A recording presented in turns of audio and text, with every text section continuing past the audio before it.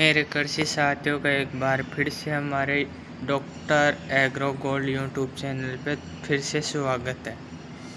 आज हम बात करेंगे protected cultivation and secondary agriculture, उसके गेस्ट पेपर के बारे में। इसका कोर्स कोड है AGECON 321। इसके इम्पोर्टेंट टॉपिक्स क्या क्या हैं, इम्पोर्टेंट क्वेश्चन क्या क्या है, उनकी बात करेंगे। एक ही वीडियो में 35 से 40 मिनट का वीडियो रहने वाला, लास्ट तक ज़रूर देखिए आप। अब बात करते आगे। जिन्होंने अभी तक यूट्यूब चैनल को सब्सक्राइब नहीं किया वो पहले यूट्यूब चैनल को सब्सक्राइब कर ले, ताकि आपको अगले वीडियो की नोटिफिकेशन जल्द से जल्द मिल सके। इंजीनियरिंग का गेस्ट पेपर सॉल्यूशन करवा रहे हैं, तो पहले डेफिनेशंस की बात करते हैं। डेफिनेशंस में पहली डेफिनेशन प्रोटेक्टेड कल्टीवेशन, मतलब संरक्षित खेती। एक विशेष कृषि, संरक्षित खेती में एक विशेष कृषि तकनीक जिसमें पौधे के आसपास के वातावरण को ग्रीन हाउस, पॉली हाउस या नेट हाउस जैसे ढांचे का उपयोग करके आंशिक या पूर्ण रूप से नियंत्रित किया जाता है और पैदावार ऑक्सीजन में भी ली जाती। मतलब इसका सीधा सा मतलब ऐसा समझो कि एक तकनीक है जिसका उपयोग करके ग्रीन हाउस, पॉली हाउस और नेट हाउस में उत्पादन लिया जाता है, उच्च पैदावार ली जाती है, जो ऑक्सीजन उत्पादन प्राप्त किया जाता है। फिर आगे secondary agriculture, next definition. Secondary agriculture या द्वितीय कृषि। द्वितीय कृषि के अंतर्गत कटाई के बाद होने वाली गतिविधियाँ, मतलब जैसे अपन ने फसल की हार्वेस्टिंग कर ली, उसके बाद में क्या क्या प्रक्रिया होती है उसके बारे में जानते हैं। पहला तो आ गया प्रोसेसिंग, प्रसंस्करण, दूसरा संरक्षण, तीसरा ब्रांडिंग, चौथा पैकेजिंग। ये ऐसी चीज़ें होती है के माध्यम से प्राथमिक कृषि उत्पाद का मूल्य बढ़ता है। मतलब सेकेंडरी एग्रीकल्चर में अगर आप ब्रांडिंग, पैकेजिंग करेंगे तो उसका मूल्य इंक्रीज होगा। अब बात करें नेक्स्ट डेफिनेशन की।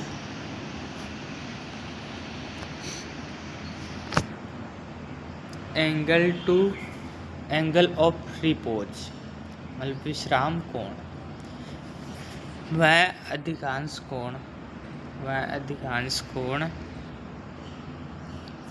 है जिस पर किसी दानेदार सामग्री के ढेर गुरुत्वाकर्षण के कारण बिना नीचे पिछले स्थिर रहता है।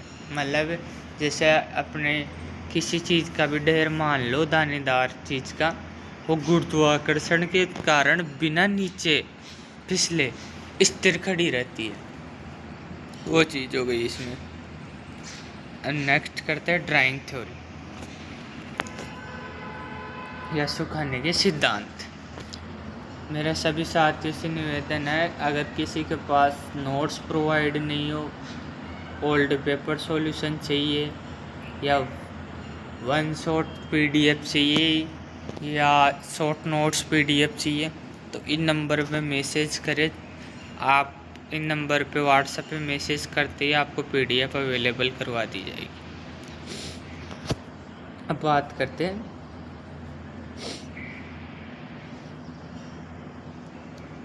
ड्राइंग थ्योरी, सुखाने के सिद्धांत।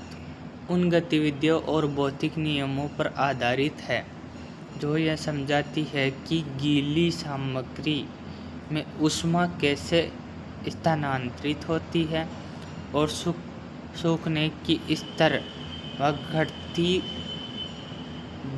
दरों के दौरान नमी उत्पाद से निकलकर हवा में कैसे जाती है। मतलब इसका सीधा सा मतलब आप ऐसे समझो कि सुखाने का ऐसा सिद्धांत है जो इसमें भौतिक रूप से ऊष्मा दी जाती है, ऊष्मा देने के कारण उसमें जो नमी होगी, मतलब उस सामग्री में जो नमी होगी वो बाहर के वातावरण के माध्यम से मिल जाएगी और वो सूख जाएगी जो उत्पाद अपना।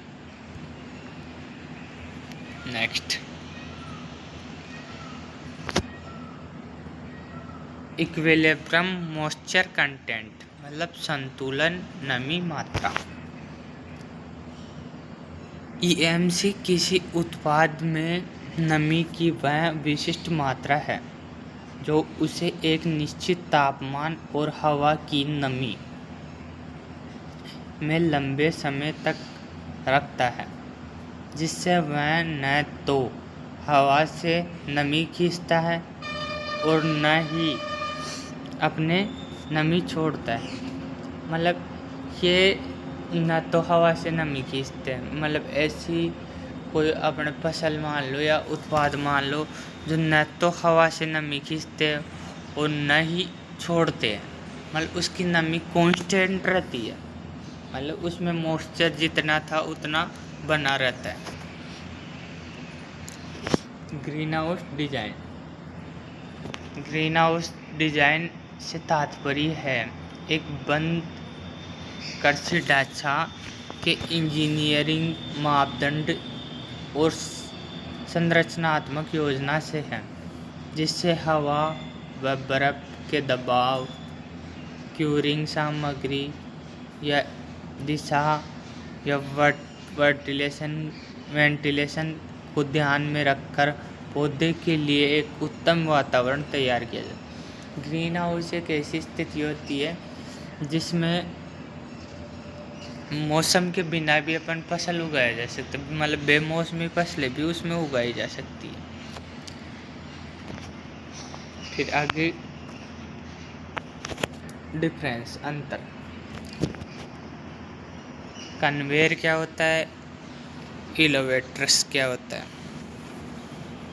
कन्वेयर का डिफरेंस क्या है और एलिवेटर का डिफरेंस क्या है।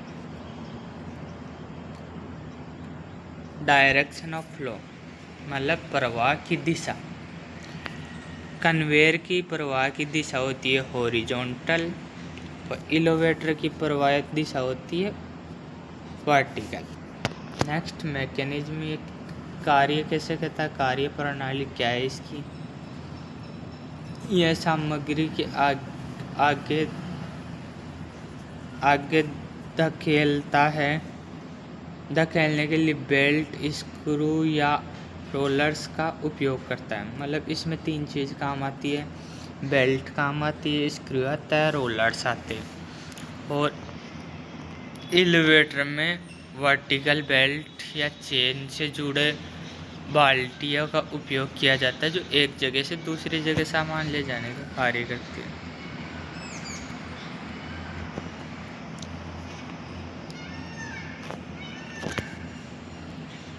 अब नेक्स्ट, स्पेसिंग रिक्वायरमेंट, स्थान की आवश्यकता।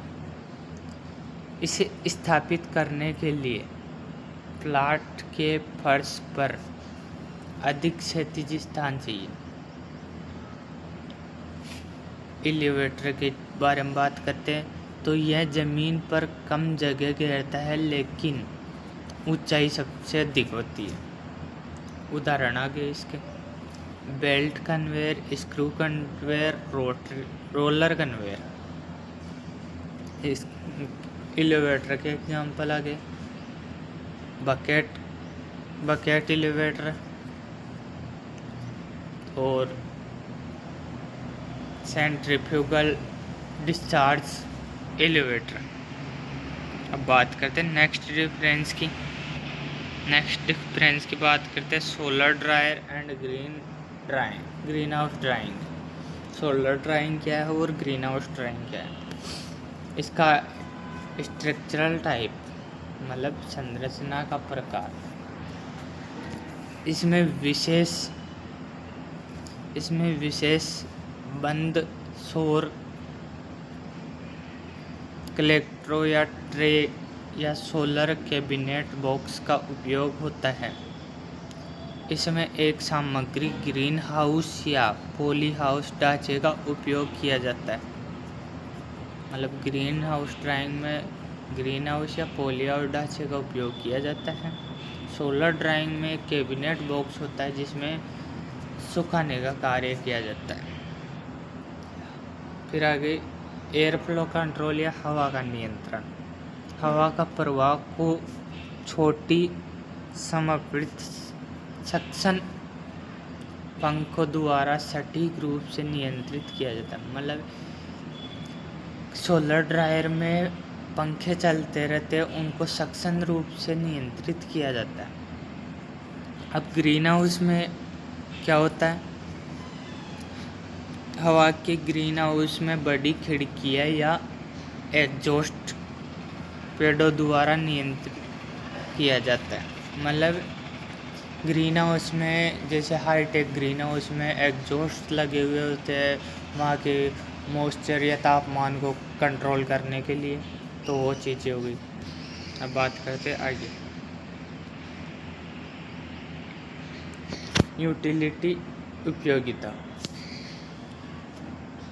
यूटिलिटी उपयोगिता यह विशेष रूप से केवल सुखाने के लिए काम में ली जाती है। और दोहरा उपयोग, इसका उपयोग पौधे उगाने और फसल को सुखाने दोनों के लिए करते हैं। इसमें तो ग्रीन हाउस में तो दोनों के लिए, इसमें केवल फसल को सुखाने के लिए। अब बात करते हैं नेक्स्ट थर्मल इफिशियंसी या तापीय दक्षता। तापीय दक्षता अधिक होती है क्योंकि छोटे बंद कैबिनेट में गर्मी तेजी से मतलब इसमें ताप अधिक रहता है क्योंकि एक सोलर कन्वेयर एक बॉक्स सा होता है और जो छोटा होता है उसमें लंबे समय तक तापमान बना रहता है।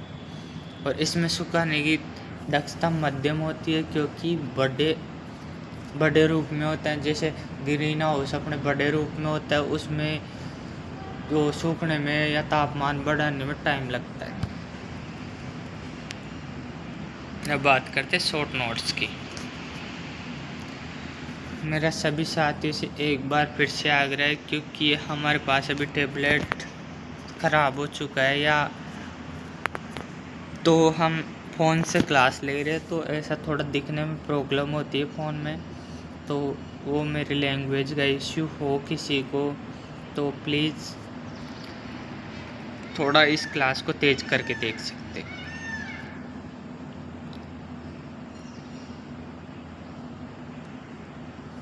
Scope of protected cultivation in India. मतलब प्रोटेक्टेड कल्टीवेशन का स्कोप क्या है, मतलब संरक्षित खेती का दायरा क्या है, और द्वितीय कृषि या सेकेंडरी एग्रीकल्चर का इम्पोर्टेंस क्या है। तो बात करते हैं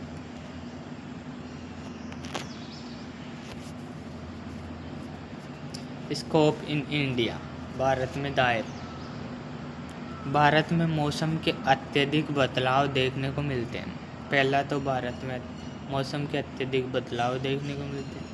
दूसरा, जिसमें शिमला मिर्च, चेरी, टमाटर और विदेशी फूल जैसे उच्च मूल्य वाले फसलों के साल भर उत्पादन के लिए संरक्षित खेती बहुत प्रासंगिक है। यह प्रति इकाई क्षेत्र में 5 से 10 गुना पैदावार अधिक होती है। मतलब प्रोटेक्टेड कल्टीवेशन करने से या सेकेंडरी एग्रीकल्चर करने से 5 से 10 गुना पैदावार अधिक होती है, जो छोटे किसान और बड़े शहरों के नज़दीकी क्षेत्रों के लिए आदर्श है। मतलब ये छोटे किसानों के लिए और शहरों के नज़दीक जो भूमि है उनके लिए आवश्यक है। यह नियमित मानसून, सूखा और लू से फसल की रक्षा करते हैं। मतलब प्रोटेक्टेड कल्टीवेशन का डायरेक्ट मतलब ये संरक्षित करेगा, एक तरीके से प्रोटेक्ट करेगा फसल को मानसून से, सूखे से, लू से।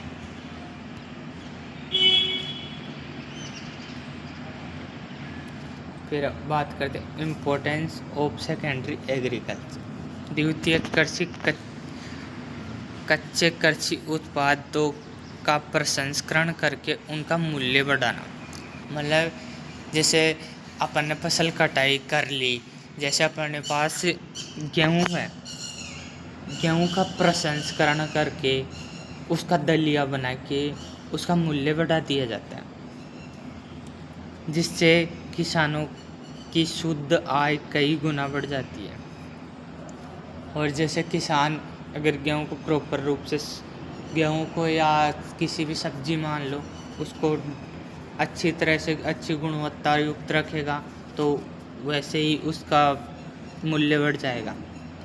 यह कटाई के बाद होने वाली भारी नुकसान को कम करती है और कृषि प्रसंस्करण उद्योगों के माध्यम से ग्रामीण क्षेत्रों में रोजगार की सीधे अवसर पैदा करती है। मतलब ऐसे ग्रामीण क्षेत्र जहाँ रोजगार के सीधे अवसर प्राप्त हो गए सेकेंडरी एग्रीकल्चर के लिए, क्योंकि इसमें प्रोसेसिंग होगी पूरी, जो जैसे जैम, मतलब टमाटर से सॉस बना लिया, जैम बना लिया, जेली बना लिया, ऐसे इन चीज़ों के लिए पूरी प्रोसेसिंग होगी, फैक्ट्री चलेगी, तो वहाँ रोजगार का अवसर प्राप्त होगा। यह कृषि के सह उत्पाद का कुशलपूर्वक उपयोग करके शून्य अपशिष्ट खेती का बढ़ावा देती है या बदलाव करती है। बात करते हैं नेक्स्ट क्वेश्चन।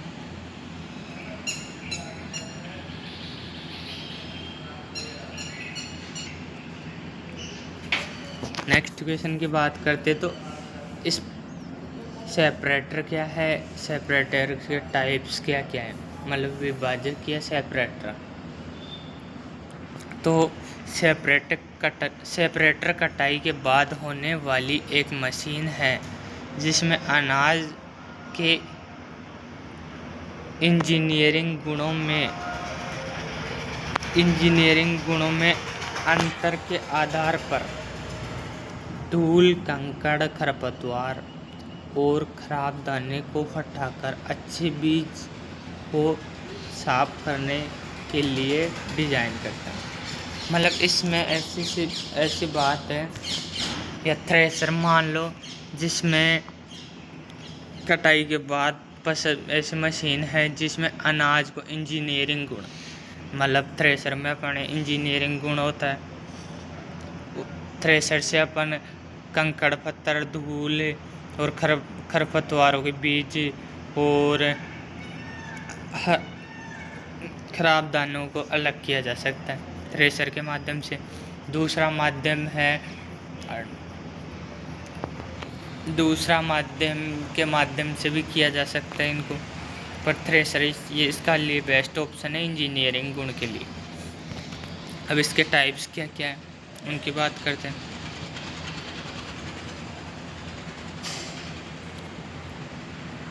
फर्स्ट टाइप तो है एयर सेपरेटर, सेकंड है स्क्रीन सेपरेटर, थर्ड है डिस्क सेपरेटर, फोर्थ है मैग्नेटिक सेपरेटर, फिफ्थ है स्पेसिफिक सेपरेटर। इनके बस नाम देख लेना, कोई ज़्यादा कुछ नहीं पूछता इनमें। फिर बात करते हैं नेक्स्ट क्वेश्चंस की। नेक्स्ट क्वेश्चन में बात करते हैं डिफरेंट इरिगेशन सिस्टम, मतलब कौन से इरिगेशन सिस्टम है जो ग्रीन हाउस में अपनाए जाते हैं। तो अब बात करते हैं कौन से वो सिस्टम है जो ग्रीन हाउस में अपनाए जाते हैं। ग्रीन हाउस के अंदर सिंचाई के लिए अत्यधिक सटीक तरीके की आवश्यकता होती है। मतलब ग्रीन हाउस में एक नियंत्रित सिंचाई की जाती है, इतना जल देना है तो इतना ही देना है, क्योंकि फसल नियंत्रित और सघन परिस्थितियों में उगाई जाती है। मतलब फसल थोड़ी सघन उगाई जाती है, जैसे कि वहाँ ज़्यादा से ज़्यादा उत्पादन लिया जा सकता है।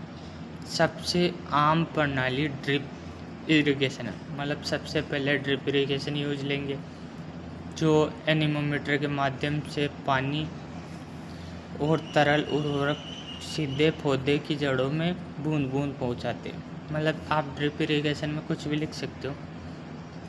नेक्स्ट है माइक्रो स्प्रिंकलर, इसी का ही पार्ट है माइक्रो इरिगेशन। माइक्रो स्प्रिंकलर में मतलब एक फव्वारा होता है जो रेन वाटर के रूप में पानी की बूंदों को तोड़ता है। फिर थर्ड आ गया फॉगिंग सिस्टम। मतलब फॉगर सिस्टम होता है जो बारीक से बारीक बूंदों के रूप में पानी को तोड़ता है और पौधे या वहाँ आसपास की नमी को बनाए रखता है। थर्ड आ गया सब इरिगेशन। सब इरिगेशन में क्यारियाँ बना दी जाती है और फ्लोड या प्रवाह मेथड के रूप में कार्य होता है। इसमें 4 हो गए। पहला तो ड्रिप हो गया, दूसरा माइक्रो स्प्रिंकलर हो गया, तीसरा हो गया फॉगिंग सिस्टम हो गया, चौथा सब इरिगेशन हो गया जो फ्लोड मेथड के रूप में कार्य करता है। अब बात करते हैं लॉन्ग क्वेश्चंस की। Next question, explain engineering properties. भाई इंजीनियरिंग प्रॉपर्टीज कौन कौन सी है, उनकी इम्पोर्टेंस क्या क्या है। इंजीनियरिंग प्रॉपर्टीज में पहला ही आ गया फिजिकल प्रॉपर्टीज। फिजिकल प्रॉपर्टीज में अपन बात करते हैं तो भौतिक गुण कृषि सामग्रियों की बनावट और आकार को परिभाषित करते हैं। इसमें लंबाई, चौड़ाई, मोटाई, आकृति, हजारों दानों का वजन, वास्तविक घनत्व, थोक घनत्व और सरंध्रता शामिल होते हैं। मतलब ऐसे गुण है, भौतिक गुण मतलब बीज का कोई भौतिक गुण होता है भाई, उसकी लंबाई क्या है, बीज की चौड़ाई क्या है, बीज की मोटाई क्या है, बीज की आकृति क्या है और बीजों का वजन क्या है, बीजों का घनत्व क्या है, उनकी बात होती है। इसमें इम्पोर्टेंस क्या है, छलनी के छेदों के आकार को डिजाइन करने के लिए गोलाई और विमाई महत्वपूर्ण है।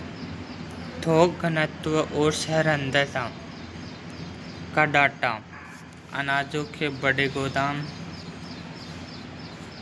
की क्षमता को गणना करने और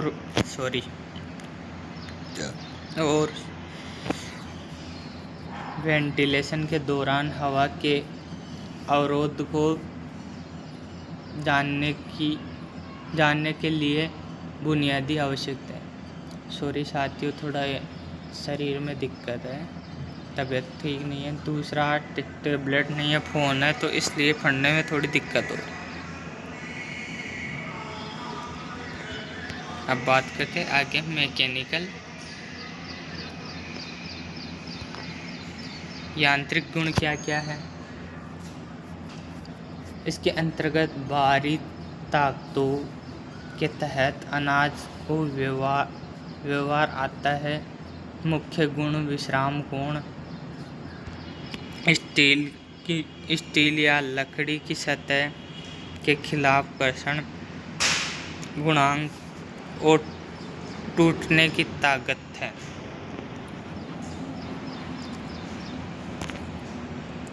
इम्पोर्टेंस ऊपर वाला वो नॉर्मली सेम सा रहेगा, विश्राम कोण वाले। फिर बात करते हैं थर्मल प्रॉपर्टीज या तापीय गुण। यह तय करता है कि कई सामग्री गर्म के प्रति कैसी प्रतिक्रिया देती है। मतलब कोई सा उत्पाद गर्मी के प्रति कैसी प्रक्रिया देता है। इसमें विशिष्ट ऊष्मा, तापीय चालकता और थर्मल डिफ्यूजिबिलिटी शामिल है। पहला तो इसमें है विशिष्ट ऊष्मा, दूसरा तापीय चालकता, तीसरा है थर्मल डिफ्यूजिनिटी। नेक्स्ट बात करते हैं तो डी।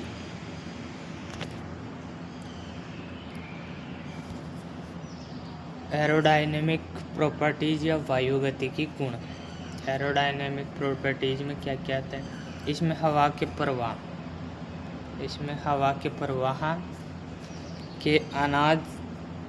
प्रवाह में अनाज का व्यवहार शामिल है। मतलब हवा के प्रवाह से अनाज कैसा व्यवहार करता है, जो मुख्य रूप से टर्मिनल वेलोसिटी द्वारा परिभाषित किया जाता है। अब टर्मिनल वेलोसिटी क्या होती है? वह हवा की गति जहां हवा के ऊपर का बल और दोनों का वजन बराबर हो जाता है। अब बात करते हैं नेक्स्ट क्वेश्चन की। Different types of green house. कौन कौन से प्रकार के ग्रीन हाउस है, उनके बारे में बात करते हैं। तो पहला ही आ गया बेस्ड ऑन स्ट्रक्चरल या शेप।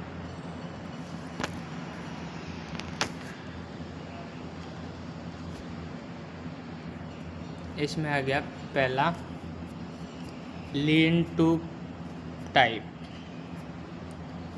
सेकंड आ गया इवन स्पैम, थर्ड आ गया अनइवन स्पैम, और बाकी नीचे भी है।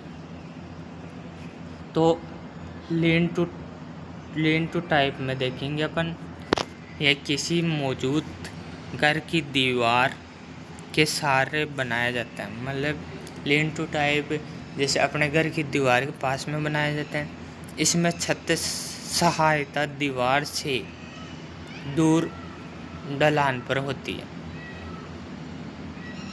बहुत सस्ता है लेकिन धूप सीमित आती है। फिर इवन मतलब लेन टू टाइप में सीधा सा ऐसे मान लो अपने घर की दीवार के पास में बनाया जाता है, जिससे थोड़ा खर्चा भी कम आता है और ये धूप को सीमित रोकता है, या धूप एक सीमित प्रकाश आती है इसमें। फिर दूसरा आ गया इवन टाइप या इवेनिश में ग्रीन हाउस।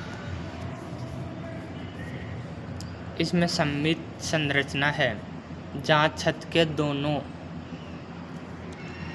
ढलान बराबर लंबाई और कोण के होते हैं। समतल मैदानों में सबसे आम है और समान रोशनी देता है। मतलब ये जैसे जो वर्तमान में ग्रीन हाउस या पॉली हाउस बनाए जा रहे हैं उन पे डिपेंड करता है ये। अब बात करते हैं अनइवन स्पैम। ये अलग अलग ढलान या लंबाई, मतलब इवन में तो डायरेक्ट ये चीज़ आ गई थी। जैसे अभी जो पॉली हाउस बन रहे उनमें दोनों तरफ ढलान बराबर रहती है, और अनइवन में कोई फिक्स नहीं है, इसकी ढलान अपन कितनी भी रख सकते हैं। तीसरा नेक्स्ट हो गया क्यूनेस्ट ग्रीन हाउस या होप ग्रीन हाउस या अर्थ हाउस। अर्धवर्त्राकार पाइप का ढांचा है जो पॉलीथीन शीट से ढका होता है। कम लागत आती है, स्थापित करने में आसानी होती है और हवा को झेलने में सक्षम होता है। ये चीज़ें हो गई होप हाउस या अर्थ हाउस या क्यूसेंट हाउस में। नेक्स्ट आगे रिच या furrow.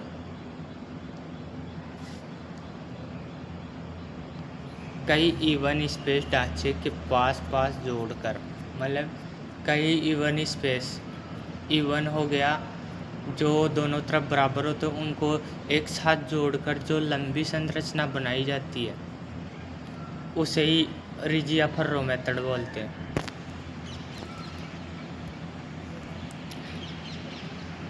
Based on investment and technology, based on investment and technology, based on investment and technology में आगे 3 प्रकार। लो कॉस्ट या low technology green house. Low cost में जैसे इसमें बांस की लकड़ियाँ यूज लेते, इसमें टेक्नोलॉजी भी लो होती है। मीडियम कॉस्ट, इसमें जीआई पाइप्स का यूज किया जाता है, इसमें टेक्नोलॉजी थोड़ी मीडियम सी होती है, इसमें कोई कूलिंग पैड एग्जॉस्टिंग पंखे लगे होते हैं only. High tech green house, इसमें ड्राइंग सिस्टम कंप्लीट सिस्टम होता है, ड्राइंग सिस्टम भी इसी में होता है, उत्पादन लेने की ज़्यादा क्षमता भी इसी में होती है। अब बात करते आगे।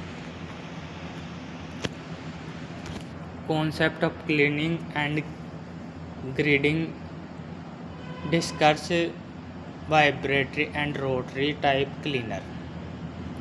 अब कॉन्सेप्ट क्या क्या है इसकी, क्लीनिंग की कॉन्सेप्ट क्या है और फिर ग्रेडिंग की कॉन्सेप्ट क्या है। सफाई कटाई के बाद, मतलब कटाई के बाद ही होगी सफाई।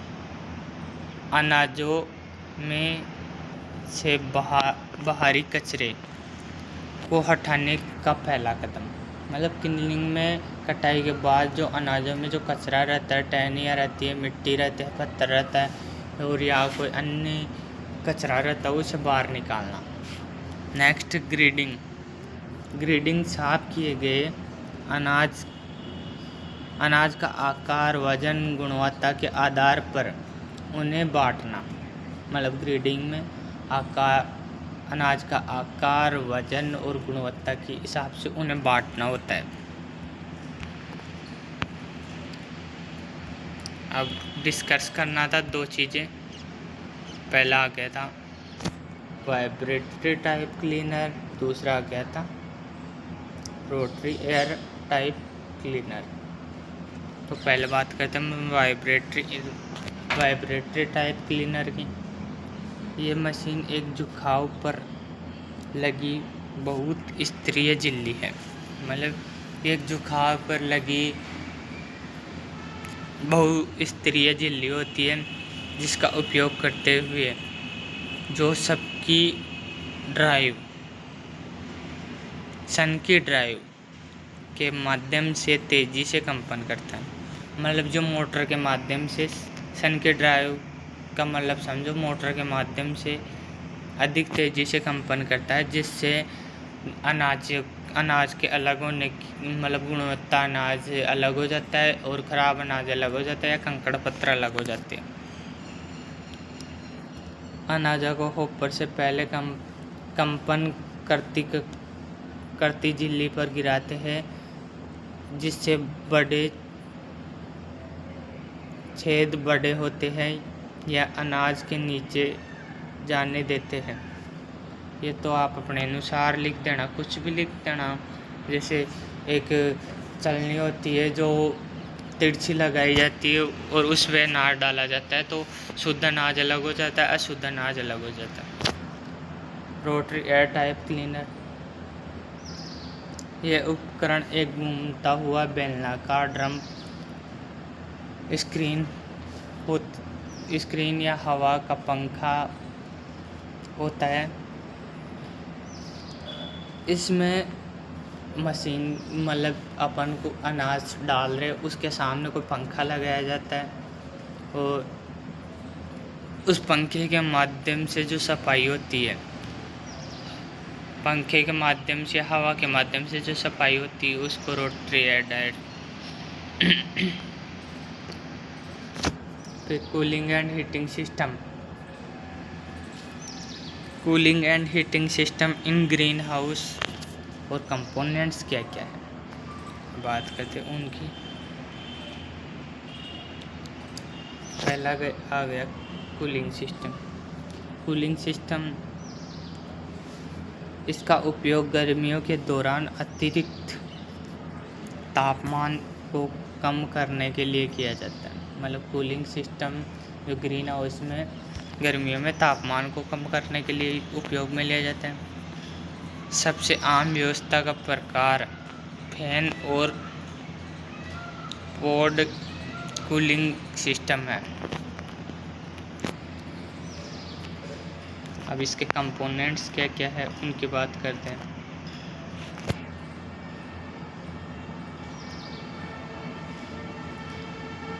घटक और सिद्धांत क्या क्या है।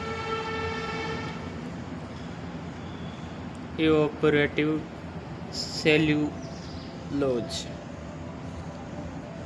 या एग्जॉस्ट पंखे, ये दो इसके घटक हैं। फिर बात करते हैं आगे हीटिंग सिस्टम। हीटिंग सिस्टम सर्दियों की रातों में पौधे की विकास के लिए न्यूनतम तापमान बनाए रखने के लिए यह ठंडे क्षेत्रों में आवश्यक होते हैं।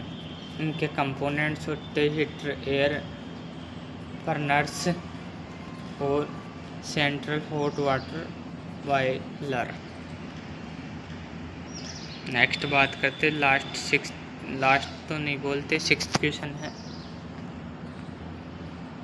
कन्वेयर टाइप्स और इट्स वर्किंग प्रिंसिपल। कन्वेयर के क्या क्या टाइप है, कैसे काम करता है, तो कन्वेयर के टाइप्स देखेंगे। बेल्ट कन्वेयर, इसमें एक अंतहीन चलने वाली बेल्ट होती है जो दो मुख्य पुली के बीच कसी होती है और बीच बीच में रोलर्स लगे हुए होते हैं। मतलब बेल्ट ड्राइव हुई होती है, एक बेल्ट होता है और मुख्य पुली होती है, उसके अलावा बीच बीच में अन्य पुलियाँ भी होती हैं। हो गया बेल्ट ड्राइव। नेक्स्ट आ गया स्क्रू कन्वेयर।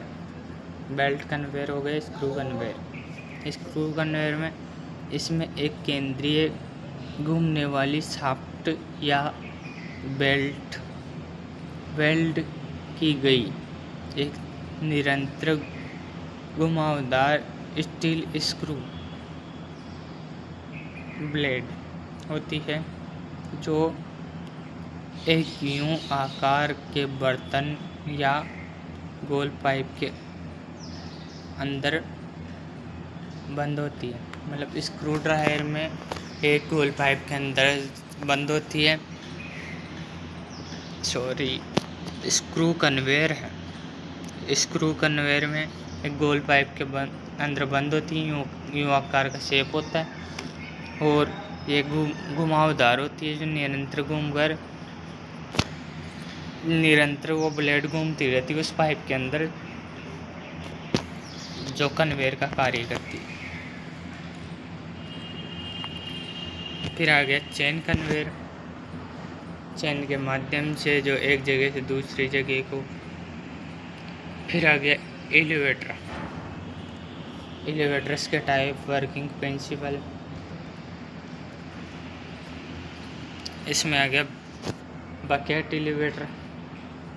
बकेट एलिवेटर क्या है, यह सबसे लोकप्रिय ऊर्ध्वाधर एलिवेटर है जिसमें एक निचले वेट भाग, एक ऊपर हेड भाग और दो वर्टिकल बॉक्स या बाल्टियों से लेस एक अंतहीन बेल्ट या चेन होती है। मतलब बेल्ट कन्वेयर में वही है, बेल्ट के ऊपर कई बाल्टियों बांधी जाती है जो एक जगह से दूसरी जगह सामानों को ले जाना कार्य करता है या अनाजों को ले जाने का कार्य करता है। पेन्यूमिक एलिवेटर या कन्वेयर, ये बात हो गई पेन्यूमिक। ये सामग्री को ऊपर उठाने के लिए यांत्रिक भागों के बजाय हवा की शक्ति, मतलब पेन्यूमिक में हवा का कार्य होता है जो हवा के द्वारा एक वस्तु को एक जगह से दूसरी जगह पहुंचाने का कार्य करता है। अब सबसे बड़ा क्वेश्चन, इसमें डेफिनेशंस भी आ सकती है, डिफरेंस भी आ सकता है, या शॉर्ट नोट्स में भी दे सकता है, या लॉन्ग क्वेश्चंस भी आ सकता है। बीन ड्रायर क्या होती है? ये ड्रायर अनाज के बड़े गोदामों या साइलो की तरह काम करता है, जिससे भंडारण के साथ साथ सुखाने की प्रक्रिया भी पूरी की जाती है। मतलब ये अनाजों को बड़े गोदामों में रखता है, बड़े गोदामों में साइलो की तरह काम करता है, जो भंडारण के साथ साथ उन्हें सुखाने का भी कार्य करता है। Been dryer. नेक्स्ट आ गया ट्रे ड्रायर क्या होता है? ट्रे ड्रायर के मुख्य रूप से बेच प्रकार का ड्रायर होता है, जिसका उपयोग छोटे पैमाने पर या संवेदनशील उत्पाद के लिए किया जाता है। मतलब ट्रे ड्रायर एक ऐसा ड्रायर होता है जिसमें अपन अनाज को डाल के छोटे रूप में सुखाया जाता है, या ये लैब में होता है। लैब में जो कोई चीज़ें सुखाने के लिए कार्य किया जाता है वो इस पे किया जाता है। फ्लाइट बेड ड्रायर ये आधुनिक तकनीकी पर आधारित है, अत्यंत तीव्र और कुशल ड्रायर है जो अनाज को हवा में तैराती अवस्था में सुखाता है। मतलब ये अनाज को हवा में सुखाने का कार्य करता है। उसके बाद में नेक्स्ट बात करते हैं, नेक्स्ट कौन सा ड्रायर आता है? रिसर्कुलेटेड ड्रायर। रिसर्कुलेटेड ड्रायर चावल की मिलों में धान को सुखाने के लिए सबसे लोकप्रिय व्यवस्था ड्रायर है। मतलब ये चावल की मिलों में उपयोग होता है धान को सुखाने के लिए या चावल को सुखाने के लिए। नेक्स्ट आ गया सोलर ड्रायर। यह सूर्य की ऊर्जा लेके एक छोटा सा बॉक्स होता है, उसमें सूर्य की ऊर्जा को ग्रहण करके उससे सुखाने का कार्य करता है अनाज को। जिनको इस गैस पेपर की PDF चाहिए, शॉर्ट नोट्स PDF चाहिए, इंग्लिश या हिंदी नोट्स PDF चाहिए, या ओल्ड पेपर सॉल्यूशन PDF चाहिए, बहुत जल्दी से जल्द इस नंबर पे मैसेज कर दें और इस YouTube चैनल को सब्सक्राइब कर लें ताकि आपको PDF प्रोवाइड करवा दी जा सके। धन्यवाद साथियों।